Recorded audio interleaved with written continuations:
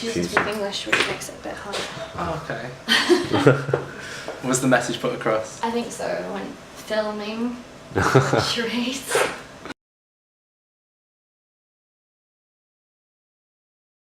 I had a really happy childhood. It was really safe, but probably a little bit too overprotected.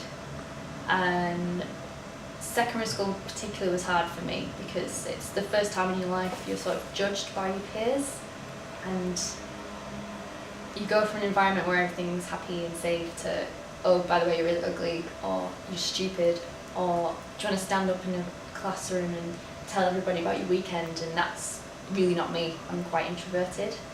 So I went from calm to like stress in a period of a couple of weeks because they'd really throw you in at the deep end. But I've got a really supportive family, friends, partner, so there's nothing in my life that you could pinpoint to say that's why she has a problem.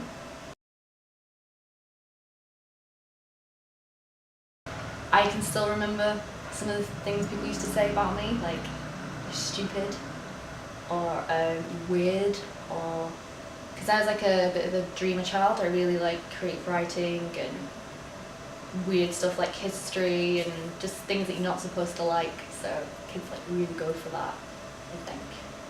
It's because I didn't fit into like a lot of my peers at the time. Were really tanned and blonde, and I'm really pale and skinny and have no curves, so I was just different. Yeah, if you look at that in the work environment, you can't do that. But at school is acceptable to shout somebody across the hall and say, oh, you're minging. So I really struggled with that.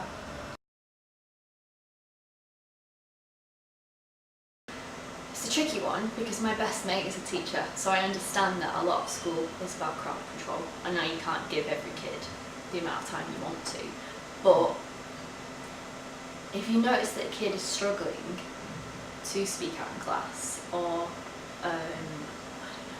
join in group work or something, rather than pointing this out, victimising them for it, maybe take a note and talk about it afterwards and ask, do you listen to them? They might be young, but they still have a voice. If you listen to a kid, they'll talk to you, they'll tell you the truth.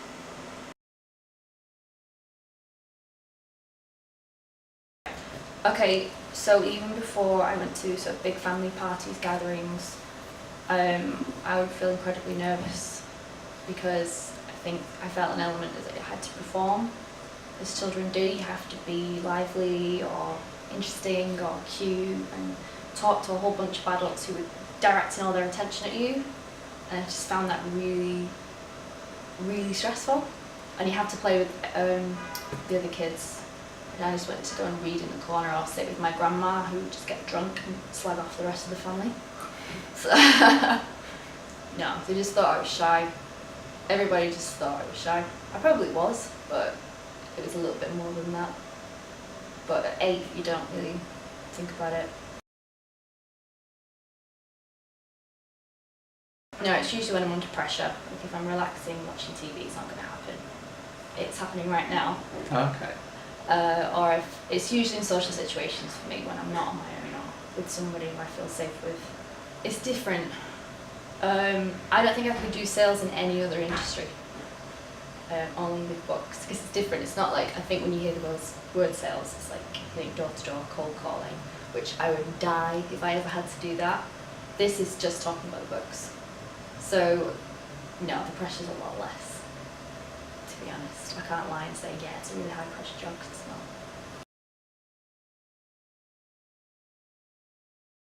The only way I can describe one is right, imagine you nearly fall down a stair or something. But times it by 10 and it doesn't stop, it keeps going. You've got like 5-10 minutes of it and you think you can't speak, you can't breathe. It feels like dying. It's like really dramatic, but that's how it feels. And I went for an interview for another position, and 2 minutes before the interviewers arrived, I had a panic attack. I didn't know what it was at the time. I thought I was dying. And I just remember thinking I have to get out, so I just ran out of the room.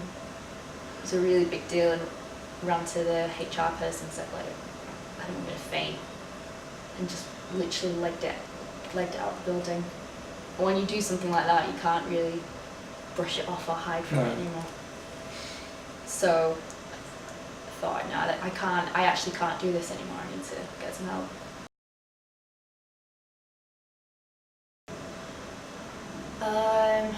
I think it can be managed. Subdued.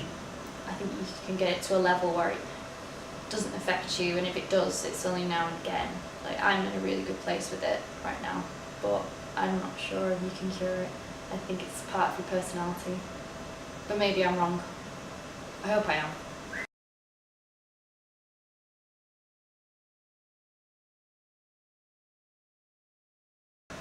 I'm not sure about 80% successful, because the problem with CBT is it's a lot of work. You have to do like thought charts, which means you write down what you're thinking and then sort of go through it, and it takes about 30 minutes. So if you think, yeah, in the evening when you've got loads of time you can do that, but if it's happening at your desk and you've got people around you, I don't know how effective it is. I think CBT works, but it's not been a big one for me.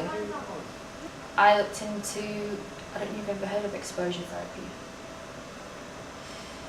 It's kind of where you expose yourself to a situation that scares you tiny bits at a time. Because like people say, just do it, throw yourself in the deep end. It's like, no. It's almost like just prodding yourself with a stick, just like little tiny bit bits of pain at a time, almost. not to the one extreme, just little bits at a time. Get familiarised with the feeling, kind of realise that anxiety and panic can't hurt you, just makes you feel uncomfortable, and then you move up a level. So that's what I did, and that's been the most effective for me. Yeah, definitely, because that's my way of venting and getting everything out of my head. I do a lot of exercise because it burns off the adrenaline, which is a huge cause of anxiety. You have too much of that coursing through your veins, and I'm really honest about it now, which helps. Like if I'm having a bad day, I'll say I'm having a bad day, and as soon as you admit it, it halves my anxiety by 50%. Would you say that's what you were doing wrong at school then? Definitely. So you'd recommend, like, if you feel the way you're feeling, you feel like you should tell someone? Yeah. Like, was that the best advice you'd give to someone? Definitely tell someone. I don't mean like interrupt somebody's wedding and say like, I'm freaking out, but does anybody object? Yeah, I can't breathe. I just need to go. If you're having a bad day at work and you feel really anxious, if you have someone you trust, just to say, look, I'm having a bad one. If I seem a bit weird, it's because of this. Be honest about it. I'll just text a friend and say I'm feeling really anxious, and get them to say something nice back, or it just lets some of it out rather than keep everything in. You must seem normal no matter what, because it's too much pressure. So many. That's been like the most humbling thing, because when I started writing it, I really didn't think anyone except my mum would read it. I thought she'd just be like, that's very good, love, carry on. Didn't think anybody else would read it. So when people started pouring in to say I have the same thing, it makes you realise that you're actually not alone at all. It's much more common than you think. And again, that just makes you feel so much better. I hope so.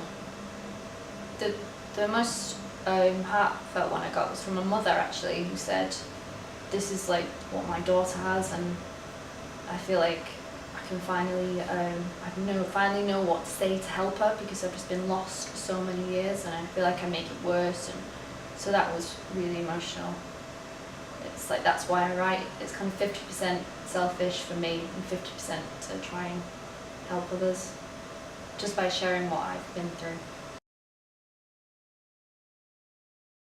It's the same with any mental illness, actually. It's the fear of the dark cloud coming back. And why do you fear it? Why do you think it's bound to come back? Why can't you accept that it's never going to happen again? That's an interesting question. Why can't I accept that? Because I can't guarantee it. You know, it's in the same way that you fear somebody you love is going to die. you can't stop it. It's one of those fears that you can't ever rationalise. You can't, it's like saying, you know, why can't you accept that you might not get a cold again? Like, I can't. You can't guarantee that. I now know that if it does come back, I can handle it. So it's taken the edge off. But I don't want to feel that afraid ever again. Mm.